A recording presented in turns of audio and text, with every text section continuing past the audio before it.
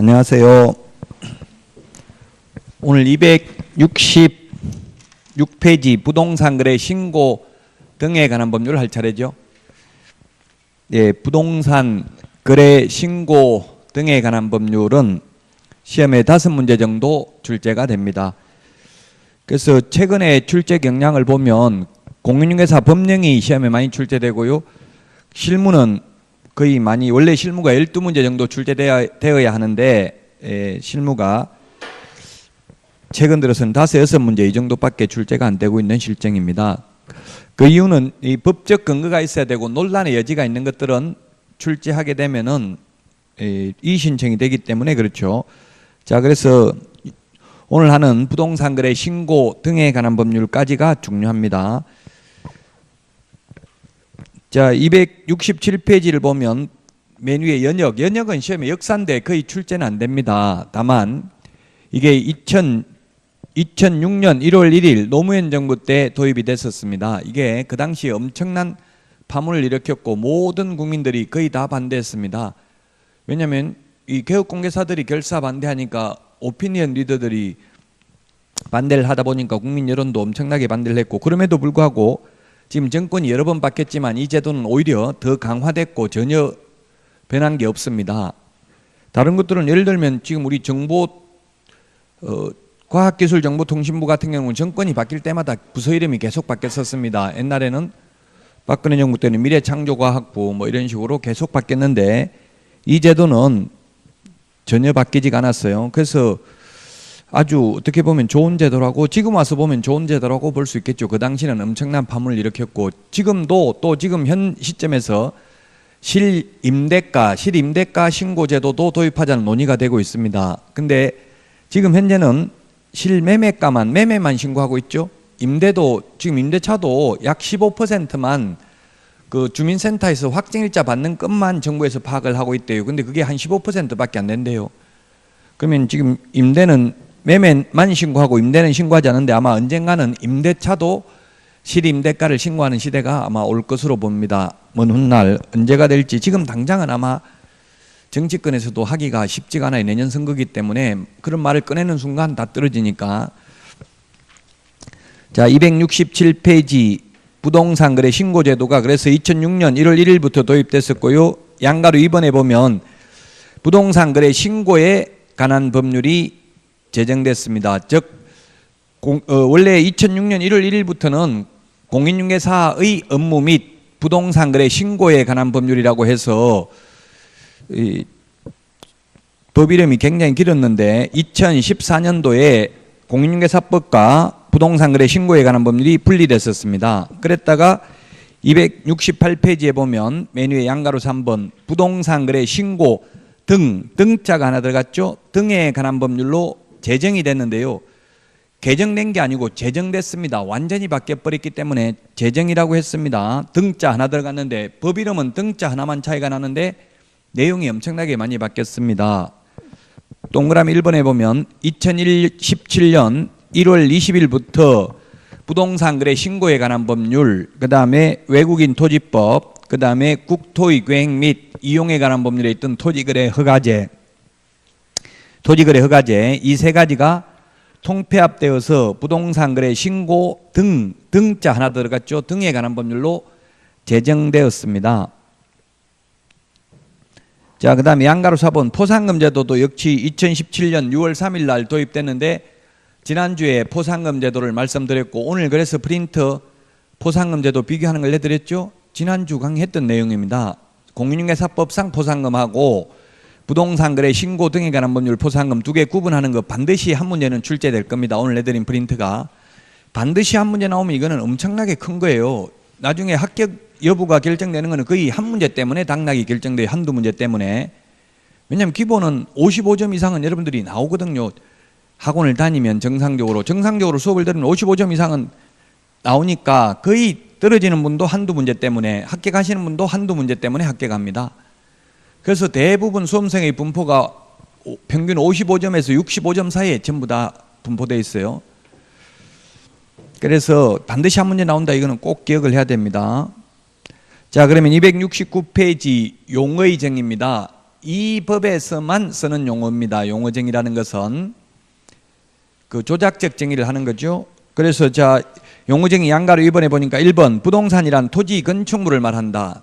따라서 임목, 광업재단, 공장재단은 부동산 거래 신고하는 대상물이 아니라는 뜻이에요.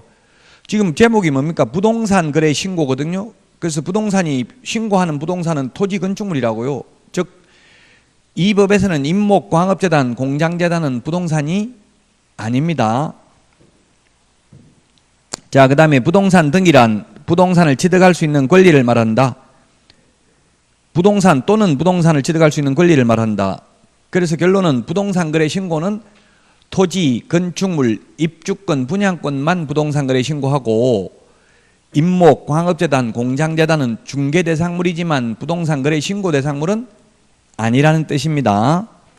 자, 그 다음에 동그라미 3번 거래 당사자란 부동산 등의 매수인과 매도인을 말하며 외국인 등을 포함한다. 자, 거래 당사자는 매도인과 매수인만 당사자고 임대인과 임차인은 거래 당사자가 아니잖아요. 그 말은 우리 부동산 거래 신고는 매매만 부동산 거래 신고한다 이 뜻이죠. 임대차는 부동산 거래 신고하지 않는다는 뜻입니다. 임대차는 거래 당사자가 아닙니다. 자, 그 다음에 271페이지 부동산 거래 신고 의무 등인데 양가로 1번 신고 의무자입니다. 1번 거래 당사자 직접 거래입니다. 동그라미 기억 거래 당사자는 그 실제 거래 가격 등을 거래계약의 체결일로부터 60일 이내에 권리 대상인 부동산 등의 소재지 관할 신고관청에 공동으로 신고해야 된다. 아까 거래 당사자가 누구였어요? 매수인, 매도인, 임대인, 임차인은 아니라고 했죠. 자, 계약일로부터 60일입니다. 잔금일로부터 60일이 아니고요.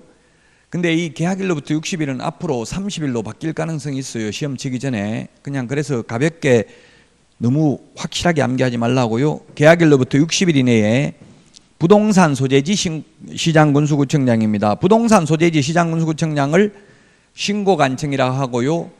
중개사무소 소재지 시장군수구청장을 등록관청이라고 합니다. 그래서 우리 지적법에서는 또 소관청이라고 부르죠.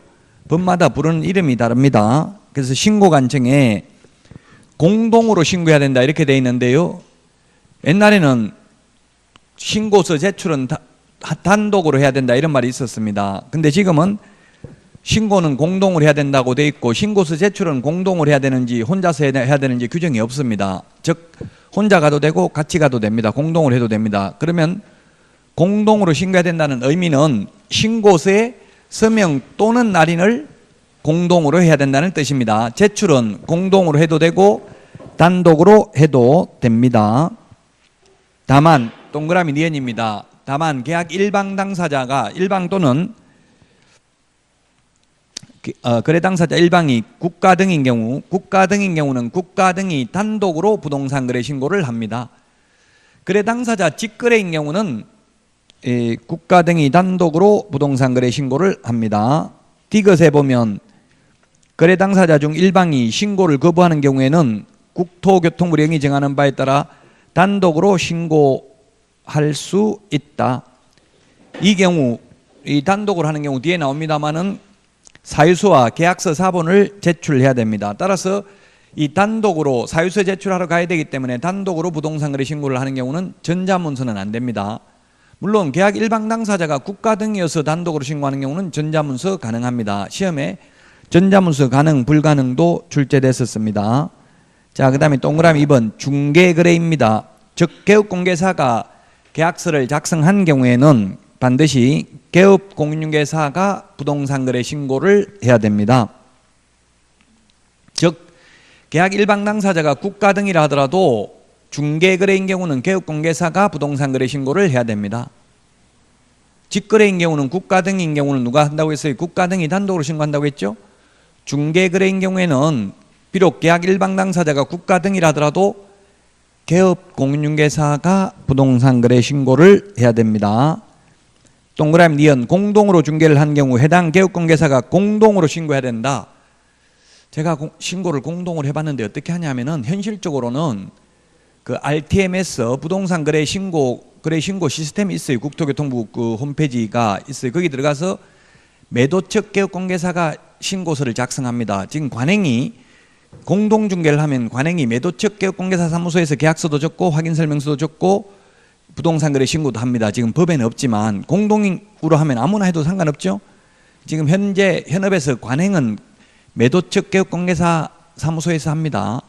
그럼 그 부동산 거래 신고서를 작성해 놓으면 매수측 개업공개사가 그 시스템에 들어가 가지고 전자서명만 하면 돼요. 만약 그런데 매수측 개업공개사가 60일 이내 전자서명을 안 하면 매도측 개업공개사 작성을 해서 제출한 개업공개사도 처벌받습니다. 둘 다 똑같이. 제가 현업에 있는 개업공개사들 연수교육을 해보니까 저한테 와서 항의하더라고요. 나는 신고서 제출했는데 상대방 측 개업공개사가 서명 또는 날인을 안 했는데 왜 나도 같이 과태료를 부과하냐 이렇게 저보고 항의하더라고요. 그래서 제가 공무원 아닌데요. 저도 강사일 뿐인데요. 이렇게 하고 저한테 항의하지 말라고 했어요. 어쨌든 둘 다 처벌받아요. 그러니까 어떻게 해야 되겠어요? 매도측 개업공개사가 신고서 작성해서 제출했으면 매수측 개업공개사한테 확인해가지고 빨리 서명 날인하라 하고 안 했으면 60일 되기 전에 계속 독촉해야 되겠죠? 그래도 60일, 59일까지 안 하고 있으면 그때는 사유서 제출해가지고 단독으로라도 해야 돼요. 가만히 있어버리면 둘 다 처벌받아요. 60일 넘어버리면. 자, 그 다음에 양가로 2번 신고 대상물입니다. 토지, 주택, 분양계약, 상가 및 토지의 분양권 매매 등을 포함한 부동산 거래 일반에 대하여 신고하도록 부동산 거래 신고 대상을 2017년 1월 20일부터 확대했다. 자, 확대했는데 동그라미 1번 부동산 매매계약, 처음부터 매매계약은 부동산 거래 신고했습니다. 부동산이란 뭐라고 했어요? 토지, 건축물이었죠?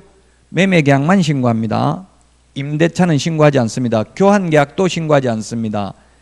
그 다음에 동그라미 2번 이게 신설됐습니다. 2017년 1월 20일부로 신설됐습니다.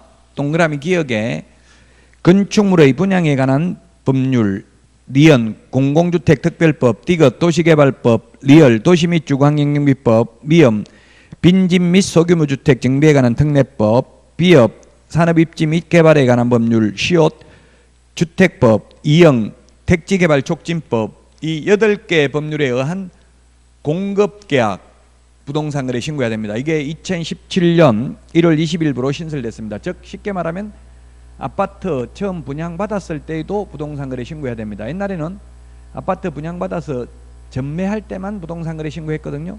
지금은 처음 분양받았을 때도 신고해야 됩니다. 근데 아마도 처음 분양받았을 때 부동산 거래 신고를 하는데도 불구하고 하는 줄도 모르는 사람도 있을 거예요. 왜냐하면 이거는 건설회사에서 그 시공사, 시행사에서 일괄적으로 합니다. 왜냐하면 그냥 개별적으로 하다 보면 잘못하면 빠질 수도 있잖아요. 그러면 둘 다 처벌받으니까. 그래서 아마 서명 날인 자필 서명만 하라 하겠죠.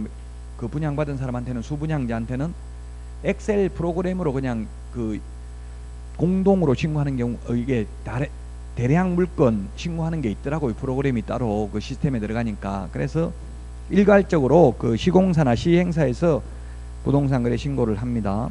물론 서명 또는 날인은 그 수분양자, 분양받은 사람도 해야 되겠죠. 제출은 아무나 해도 상관없다고 했잖아요. 둘 중에 한 명이 제출해도 상관없거든요. 신고서에 서명 또는 날인은 둘 다 해야 되고요. 272페이지 다음 어느 하나에 해당하는 지위의 매매계약입니다. 택지개발촉진법, 주택법 등 조금 전에 봤던 그 8개 법률에 따른 공급계약을 통하여 부동산을 공급받는 자로 선정된 지위의 매매계약입니다. 즉 이게 무슨 말이냐면 처음에 아파트 분양받았을 때 부동산 거래 신고를 했다면 이를 전매할 때도 부동산 거래 신고를 해야 된다는 의미가 되겠습니다. 리언, 도시 및 주거환경정비법 제74조에 따른 관리처분계획 인가 및 빈집 및 소규모 주택 정비에 관한 특례법 제29조에 따른 사업 시행계획 인가로 취득한 입주자로 선정된 지위 매매계약할 때도 부동산 거래 신고를 해야 된다. 그러면 안 하는 게 뭐가 있냐면 주택법은 있는데 이 8개 법률에 보니까 건축법은 없죠. 그럼 무슨 말이냐면 29세대까지는 건축법을 적용받고 30호, 30세대가 넘으면 주택법을 적용받죠. 그래서 아파트는 분양받았을 때도 부동산 거래 신고해야 되지만 빌라 같은 거는 분양받았을 때 부동산 거래 신고할 필요 없겠죠. 근데 빌라 같은 거는 현실적으로 다 지어놓고 분양하기 때문에 분양권 상태에서 거래하는 경우는 거의 없죠. 현실적으로. 아파트는 선분양을 하잖아요. 미리 아무 건물도 없는데 분양을 하지만 빌라 같은 거는 건물도 없는데 분양하면 분양받을 사람 별로 없잖아요. 공신력이 없으니까. 그래서 건축법을 적용받는 분양권은 부동산 거래 신고할 필요 없습니다. 분양권 상태일 때. 자, 그 다음에 273페이지 신고 기한과 신고 관청입니다. 신고 기한은 계약일로부터 60일인데 이게 30일로 바뀔 수도 있으니까 그냥 계약일로부터 60일 가볍게 기억하고 있으면 되겠습니다. 토지, 주택, 토지, 주택, 그 다음에 분양권, 입주권입니다. 부동산 거래 신고해야 되는 게 토지, 건축물, 입주권, 분양권만 부동산 거래 신고 대상이다. 자, 그 다음에 2번에 보니까 신고관청은 부동산 소재지 시장군수구청장이다. 중개사무소 소재지가 아니고요. 부동산 소재지 시장군수구청장. 물론 이때 시장은 구가 설치되지 아니한 시의 시장과 특별자치도의 행정시의 시장을 말합니다. 그래서 공인중개사법이나 부동산거래 신고 등에 관한 법률에서 우리 공인중개사 법령 및 중개실무에서는 무조건 자치구의 구청장이 하나다 이런 말 나오면 무조건 X입니다. 구가 있으면 무조건 구청장이 해당 관청입니다. 양가로 4번 신고 필정 교부와 금인의제 등입니다. 신고 필정 교부는 지체 없이 발급해야 됩니다. 이게 지체 없이로 바뀌었습니다. 2017년 1월 20일 되기 전에는 적시였습니다. 적시가 아니라 지금은 지체 없이 발급해야 됩니다. 적시는 이유이하를 불문하고 적시고 지체 없이는 상당한 이유 없이 지체하면 안 될 때 쓰는 표현이 지체 없이입니다. 동그라미 2번 금인의제입니다. 부동산 거래 신고를 하고 신고 필정을 발급받은 때에는 부동산 등기 특별조치법 제3조 규정에 의해서 금인을 받은 것으로 봅니다. 그리고 동그라미 3번 농지취득자익증명은 부동산 거래 신고와는 무관합니다. 따라서 농지취득자익증명 받아도 부동산 거래 신고해야 되고 부동산 거래 신고해도 농지라면 농지취득자익증명 받아야 됩니다. 자, 그 다음에 부동산 거래 신고해야 될 사항. 신고해야 될 사항이 우리 핵심 비교 정리 프린터는 13번에 있습니다. 정리 프린터 13번에 보면은 입자, 실종, 중개인, 기소 이렇게 9가지 부동산 거래 신고를 해야 된다. 교과서하고는 이 프린트하고는 순서가 좀 다르게 돼 순서만 다르게 돼 있어요. 내용은 똑같습니다. 프린터 13번을 한번 볼까요? 13번 입자, 실종, 중개인, 기소인데 입이 뭐냐면 실입주 여부, 그 다음에 자금 조달 계획인데 바뀐 게 2018년 12월 10일 날 개정된 게 증여받은 것 상속한 금액이 얼마인지, 그 다음에 대출이 있을 경우 기존 주택 유무를 기재하도록 되어 있습니다. 투기과일지구 안에 있는 3억 이상 주택법상 주택인 경우에만 자금 조달 계획과 실입주 여부를 기재해야 됩니다. 편법으로 자녀들에게 증여하는 것을 방지하기 위해서 이런 제도가 도입됐습니다. 입자, 실종, 중개인, 기소인데 그 다음에 입자는 했고요. 실종은 뭐냐면 실은 실제 거래가격, 종은 부동산 등의 종류, 중개인 할 때 중은 개업공개 중개사, 그 다음에 개는 계약 체결일입니다. 그 다음에 중개인 할 때 인은 인적사항입니다. 거래 당사자 인적사항, 기한 그 다음에 기소할 때 기는 조건 기한이고 소는 소재지입니다. 부동산 등의 소재지입니다. 입자, 실종, 중개인, 기소 9가지 실거래 가격 신고해야 될 사항입니다. 투기과일지구 3억 초과가 아니라 3억 이상 주택입니다. 자, 그 다음에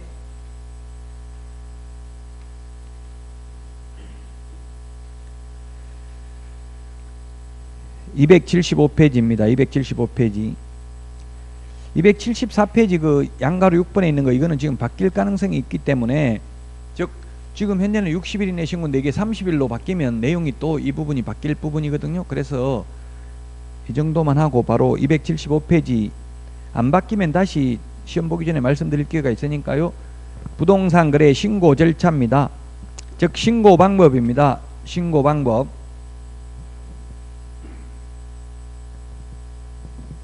자, 부동산 거래 신고 방법을 보도록 하겠습니다. 부동산 거래 신고 방법은 전자문서가 있고요. 전자문서로 신고하는 경우가 있고 방문신고 또는 신고서 제출 두 가지가 있습니다. 지금 현실적으로는 개업공개사의 경우에는 100% 전자문서로 합니다. 인터넷 홈페이지에서 그 방문하려고 하면 지금 실거래가격 신고를 해도 의뢰인들한테 돈도 못 받잖아요. 지금 현실적으로. 그러니까 굳이 차비 들어가지고 갈 이유가 없죠. 그래서 인터넷에 홈페이지에서 그 사이트에 들어가면 인터넷에 부동산 거래 신고라고 치면 다 나와요. 그러면 그 사이트에 들어가서 빈칸에다가 입력만 하면 돼요.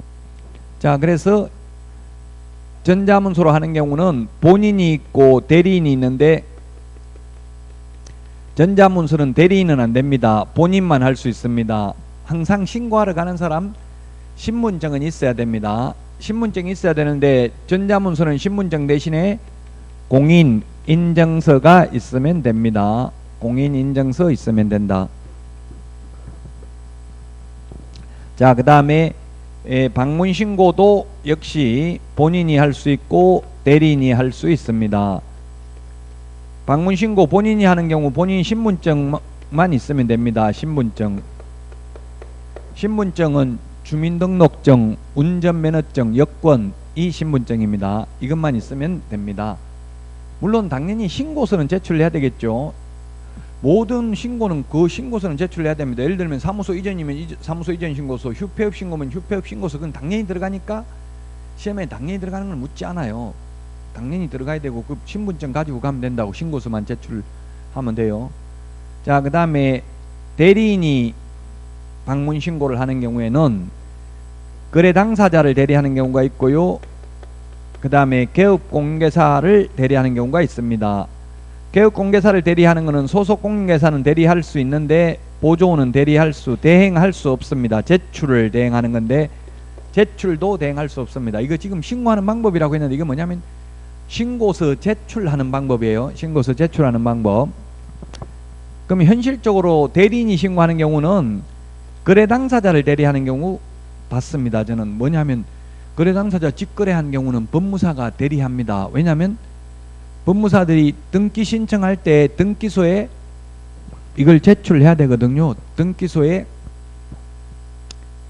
신고 필증을 같이 제출해야 되잖아요. 등기할 때. 그래서 법무사들이 대행합니다. 법무사들이 대행할 때는 신고하러 가는 사람, 대리인, 항상 신고하러 가는 사람 신분증이 있어야 됩니다.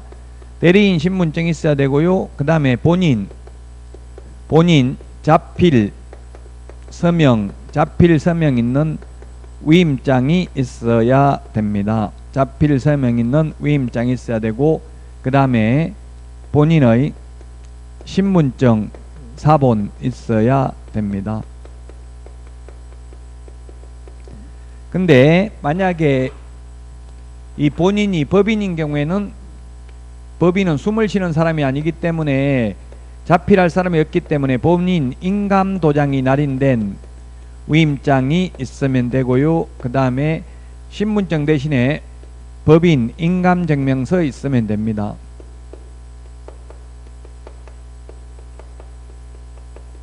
저도 그 옛날에 중개업을 할 때 비싼 거 20억 50억 이런 거 사는 거는 거의 다 법인하고 거래 많이 해봤어요. 즉 매수인이 법인이었어요. 제가 그 중개를 했을 때. 그 알고 보니까 뭐냐면 그 평택이나 이런 데 경기도 같은 데서 수용돼 가지고 몇백억 보상받아 가지고 그 돈 가지고 이제 부동산 임대업이에요. 임대업이라고 돼 있고 사업 목적은 법인인데 실제로는 사위가 대표이사고 그냥 장모님이 그 회장이더라고요. 돈 왜 그렇게 법인 만들겠어요? 경비 처리하기가 쉽잖아요. 법인이면 직원이 여러 명 있잖아요. 이사 뭐 감사 있으니까 그 사람도 월급 나가고, 그 다음에 임대도 법인한테 임대 주는 것도 그 개인 사장 자기 그 건물 사가지고 자기 회사한테 임대 주는 거예요. 그래가 임대료 엄청나게 비싸게 주는 거예요. 그러면 비용 많이 들어가잖아, 법인이. 그러고 나면 남는 게 없으니까 세금 낼 것도 별로 없어지잖아요. 그 개인이 하면 그런 거 하기가 쉽지 않거든요. 여러분들도 돈이 아주 많으면 법인 만드는 게 더 낫다고요. 경비 처리하기가 더 쉬워요. 뭐 옛날에 뉴스에 보니까 우병우 전 수석도 뭐 가족회사 만들어 가지고 부동산 관리한다 이런 거 나오잖아요. 부동산 많은 사람들은 거의 다 법인 만들었더라고요. 아마 비용 처리하기가 쉬워서 그랬을 것으로 추정됩니다. 그래서 법인인 경우, 저 같은 경우는 이제 매수인이 법인이어 가지고 그냥 그 법인 인감증명서 이런 것도 없이 그냥 사업자 등록증만 보고 계약서를 썼는데, 왜냐면 매수인이 사기칠 일은 거의 없잖아요. 매수인이 돈 내면서 사기칠 일은 거의 없죠. 만약 법인이 매도인이면은 그 법인 등기사항 증명서 이런 거 다 떼봐야 되겠죠. 자, 그러면 이 본인이면 매수인 매도인인데 거래 당사자가 이 매도인 매수인 두 명 거 다 위임장 받을까요? 둘 중에 한 명만 받을까요? 현실적으로 한 명 것만 받더라고요. 이게 지금 제출을 지금 뭘 대행하느냐면 제출을 대행하는 거예요. 제출은 한 명이 해도 된다고 했잖아요. 그래서 한 명 것만 있어도 돼요. 위임장은. 물론 이게 제가 법무사 하는 걸 봤는데 그 신고서에 서명 또는 날인은 거래 당사자 두 사람 그 도장을 다 찍어요. 제출은 위임장이, 이건 제출하기 위한 위임장이거든요. 그래서 위임장은 한 명 것만 받더라고, 매수인 것만. 근데 신고서에 서명 또는 날인은 둘 다 해야 되고요. 중개보조는 안 되고 소속공인계사는 대행이 가능한데, 소속공인계사는 대행하려면 소속공인계사 신분증만 있으면 됩니다. 개업공인회사의 위임장이나 등록증 사본 같은 것도 필요가 없습니다. 왜냐하면 소속공인계사 주민등록번호만 치보면 소속공인계사라는 게 다 나타나잖아요. 고용신고가 돼 있다면. 그래서 굳이 위임장 같은 것도 필요 없어요.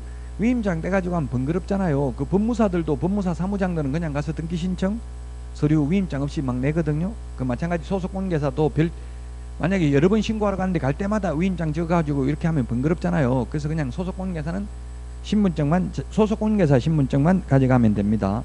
물론 현실적으로는 하는 사람도 없어요. 전부 전자문서로 합니다. 개업공개사의 경우는. 자, 이 내용이 276페이지까지 내용이 되겠고요.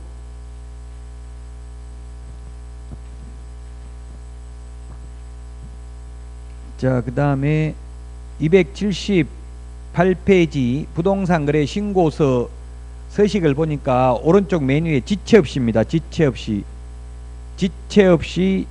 처리기간이 지체 없이입니다. 지체 없이 발급해야 된다 했죠. 즉시가 아니고 옛날에 즉시였는데. 그 다음에 278페이지 맨 밑에 그 서명 또는 인이라고 돼 있잖아요. 매도인, 매수인, 개업공개사. 지금 이렇게 3명 서명 또는 날인이라고 돼 있는데 3명 다 서명 또는 날인 하는 경우는 없습니다. 현실적으로는. 즉 거래 당사자 직거래인 경우는 거래 당사자 2명만 서명 또는 날인하고, 중개거래인 경우는 개업공개사만 서명 또는 날인한다고요. 중개거래란 개업공개사가 계약서를 작성한 경우를 말하죠. 그래서 밑에 매도인, 매수인, 개업공개사 3명이 있지만 3명 다 서명 또는 날인하는 경우는 없다고요. 거래 당사자 직거래인 경우는 매도인, 매수인만, 개업공개사가 계약서를 작성한 경우에는 개업공개사만 서명 또는 날인합니다. 279페이지 그 유의사항, 이게 유의사항 여기서 시험에 한 문제가 아주 잘 나옵니다. 시험에 서식이 한 문제 정도 출제되는데요. 한 문제 이상 출제되는데 가장 중요한 서식이 확인설명서 서식, 그 다음에 공인중개사법에서 전속중개계약서 서식, 그 다음에는 중요한 게 바로 이 부동산거래 신고서 서식이 시험에 많이 출제됐습니다. 과거에. 자, 그 유의사항 5번을 보면 거래대상 종류가 공급계약, 분양 또는 전매계약, 분양권, 입주권인 경우 물건별 거래가격 및 총 실제 거래가격에 부가가치세를 포함한 금액을 적고 그 외의 거래대상 경우에는 부가가치세를 제외한 금액을 적는다. 네, 입주권, 분양권은 부가세 포함되어 있습니다. 그 분양권이면 예를 들면 옵션 비용 이런 거 있잖아요. 뭐 발코니 확장 비용이라든지 시스템 에어컨 비용 이런 거 있죠. 거기 보면 부가가치세 다 포함되어 있죠. 그 포함된 금액을 적습니다. 근데 우리 아파트 살다가 5년 10년 된 거 팔 때 그 부가가치세 포함된 거 아니잖아요. 그냥 5억이 뭐 5억이죠. 그래서 등기하기 전에 거래할 때는 부가세 포함된 금액을 적고요. 등기되고 난 부동산 거래할 때는 부가세 제외한 금액을 적는다고요. 자, 그래서 부가가치세라는 말이 우리 공인중개사법에 3번 나올 수 있습니다. 지금 여기에 하나 있고요. 또 중개보수에는 부가가치세가 포함되어 있지 않다. 그 다음에 또 하나는 상가금 임대차보호법에서 환산보증금을 계산할 때 보증금 더하기 월세 곱하기 100을 한 금액을 환산보증금이라고 해요. 그 환산보증금 계산할 때는 부가세 포함이냐 제외냐 이게 문제인데, 월세 곱하기 100 할 때 계약서에 부가세 별도라고 돼 있으면 부가세 뺀 금액이고요. 부가세 포함해서 월세 100만 원이라고 돼 있으면 그냥 포함된 금액 끄기다 곱하기 100을 한다는 게 판례입니다. 서울 고등법원 판례까지 나와 있어요. 대법원 판례는 아직 없고요. 그래서 부가가치세라는 게 시험에 출제될 수 있는 게 세 가지입니다. 자, 그 다음에 280페이지 부동산 거래 해제, 정정, 변경입니다. 해제, 정정, 변경. 해제,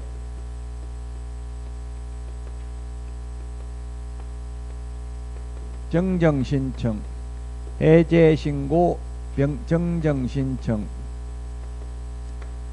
변경 신고가 있는데, 정정 신청은 법정 서식이 없습니다. 법정 서식이 없다. 변경 신고는 등기 신청 전에만 가능합니다. 모두 다 하여야 한다가 아니라 할 수 있다. 현재는. 근데 이것도 하여야 한다로, 해제됐을 때는 해제 신고 하여야 한다로 지금 바뀔 예정입니다. 9.13 부동산 정책에 바꾼다고 돼 있어요. 그래서 이 정도만 해제 신고는 하자고요. 왜냐하면 이게 해제 신고를, 문제는 자전거래, 인터넷에 치보면 자전거래로 악용될 수 있다. 자전거래가 뭐냐면 주식에서 자전거래라는 말 많이 쓴답니다. 즉 시세가 10억짜리 집인데 팔아먹으려고 15억에 부동산 거래 신고를 하는 거예요. 해놓고 해제 신고를 안 해버리는 거예요. 실제 거래한 것도 아니면서. 그러면 그게 신고가 돼 있기 때문에 그게 바로 거래 사례가 되겠죠. 그럼 시세가 10억밖에 안 하는데 15억으로 거래된 거 있으면 이거 2달 전에 15억에 거래됐다. 금매로 13억에 팔겠다. 이렇게 해가지고 그럼 1억만 더 깎아주라. 이렇게 해가지고 12억에 예를 들어서 거래하면은 안 되잖아요. 그래서 해제됐을 때는 해제 신고하라는 이야기예요. 안 하면 앞으로 처벌 규정까지 나와 있어요. 만드는 걸로. 근데 지금 국회에 계류 중인 게 굉장히 많아요. 지금 공인중개사 이 관련 법이. 근데 아직 통과가 안 됐기 때문에 지금은 해제 신고할 수 있다. 그러니까 악용한다고 할 수 있으니까 해제를 안 해. 실제 거래도 안 해놓고 거래한 것처럼 신고해버리고 해제 신고를 안 하는 거예요. 그러면 그게 실제 거래 가격이 아닌데 실제 거래 가격인 것처럼 나타나겠죠. 검색을 하면. 그 해제 신고 이거 바뀔 가능성이 있다. 정정 신청은 정정 신청이라는 것은 오타 고치는 거예요. 오타. 면적을 100제곱미터인데 가령 1000제곱미터라고 동그라미를 하나 잘못 적었으면 이 고치는 게 정정 신청입니다. 법정 서식이 없습니다. 변경 신고는 처음부터 잘못 적은 게 아니라 추후 합의에 의해서 내용을 변경한 경우를 말합니다.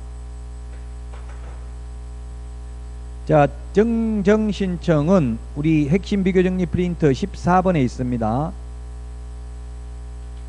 거기 표 위에 280페이지 표 위에 전자문서에 의한 신청을 포함한다 이렇게 돼 있죠. 가로 안에. 그 가로 안에 거 지워버리세요. 전자문서 안 됩니다. 정정 신청은. 왜 정정 신청은 전자문서가 안 되냐 하면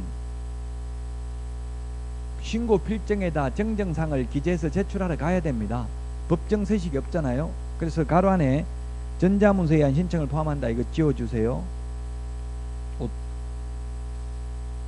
280페이지 박스 표 위에 보면 동그라미 2번에 동그라미 기억 맨 뒤에 전자문서에 의한 신청을 포함한다 가로 안에, 그 가로 안에 있는 것만 지워주시라고요. 네, 지우라고요. 전자문서는 안 됩니다. 전자문서에 의한 신청을 포함한다 되는데 포함하지 않습니다. 그래서 그 가로 안에 있는 것만 지우시라고요.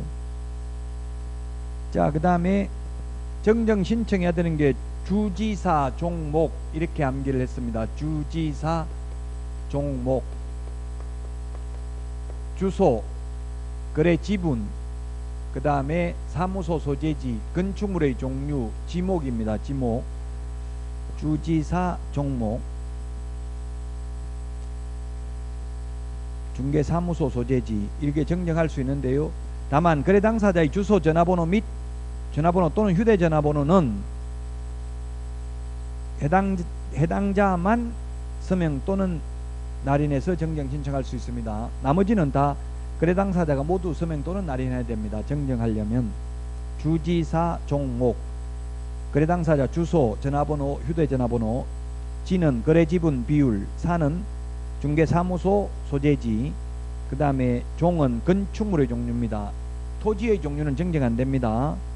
그 다음에 박스 안에 마번에 보면 지목, 면적, 거래 지분, 대지권 비율입니다. 그래서 정정, 변경이 모두 다 되는 것, 정정, 변경 둘 다 가능한 것, 정정도 가능하고 정정도 가능하고 변경도 가능한 게 세 가지가 있습니다. 면적, 그 다음에 거래 지분, 비율, 이 세 개는 정정도 가능하고 변경도 가능한 내용입니다. 정정, 변경이 모두 다 가능한 내용이 되겠습니다. 자, 그 다음에 280페이지 변경신고입니다. 거래 당사자 또는 개업공개사는 부동산 거래의 신고를 한 후 다음 어느 하나에 해당하는 내용이 변경되어 이를 신고하고자 하는 경우에는 등기법에 따른 부동산에 관한 등기 신청 전에 밑줄 치시고요. 등기 신청 전에 부동산 거래계약 변경신고서에 서명 또는 날인하여 등록관청에 제출할 수 있다 되어 있는데 등록관청을 신고관청으로 고치십시오. 오늘 정오표 내드렸죠? 거기에 있어요. 등록관청이 아니라 신고관청에 제출할 수 있습니다. 신고관청은 부동산 소재지 시장군수구청장, 등록관청은 중개사무소 소재지 시장군수구청장이죠. 신고관청으로 고쳐주시고요. 신고관청에 제출할 수 있다. 다만 계약 대상 부동산 등의 면적 변경 없이 거래 금액이 변경되는 경우에는 그 사실을 증명할 수 있는 거래계약서 사본 등을 첨부해야 된다. 따라서 면적 변경 없이 거래 금액을 변경하는 경우에는 전자문서가 안되고 방문신고만 가능합니다. 왜? 그 사실을 증명할 수 있는 계약서 사본 등을 첨부하러 가야 되니까, 첨부해서 가야 되니까. 자, 281페이지 정정신청, 우리 핵심 비교정리 프린트 15번에 있는데 지분 변경 도면 가기, 15번에 보면 지분 변경 도면 가기, 우리 281페이지하고는 순서가 다릅니다. 자, 그러면 지분 할 때 지가 뭐냐면 거래 지분 비율, 분은 거래 지분이고요. 변경할 때 변은 공동 매수의 경우 일부 매수인의 변경, 일부가 제외되는 경우만 해당되고요. 그 다음에 거래 대상 부동산 등이 다수인 경우 일부 부동산의 변경, 일부가 제외되는 경우만 해당된다. 지분 변경 도면 가기 할 때 도는 중도금, 잔금 및 지급일, 그 다음에 면은 거래 대상 부동산의 면적, 가는 거래 가격, 기는 계약 조건 또는 기한, 면적 변경 없이 가격 변경은 계약서 사본 등을 제출하러 가야 되고 등기 신청 전에만 가능하다. 자, 그러면 우리 교과서는 281페이지 박스에 거기 4번 A번에 있는데 공동 매수의 경우 일부 매수인의 경우 변경이고 매수인 중 일부가 제외되는 경우만 해당된다. 예를 들면 매수인이 3명입니다. A, B, C 3명인데 2명으로 변경은 가능합니다. 변경신고가. 그런데 4명으로 변경하는 경우는 변경신고가 안되고 추가되는 경우는 D는 새로 부동산 거래 신고를 해야 됩니다. 가로 안에 거기 281페이지 박스 안에 4아에 보면 가로 안에 있는 걸 주의하시라고요. 아에 보니까 거래 대상 부동산 등 중 일부가 제외되는 경우만 해당된다. 일부가 추가되는 경우에는 추가되는 것은 새로 부동산 거래 신고를 해야 된다는 뜻입니다. 자, 여기까지 하고 양가로 3번 금지 행위 등부터는 쉬었다가 하도록 하겠습니다. 오늘 내드린 문제 10문제 빨리 풀어보시기 바랍니다.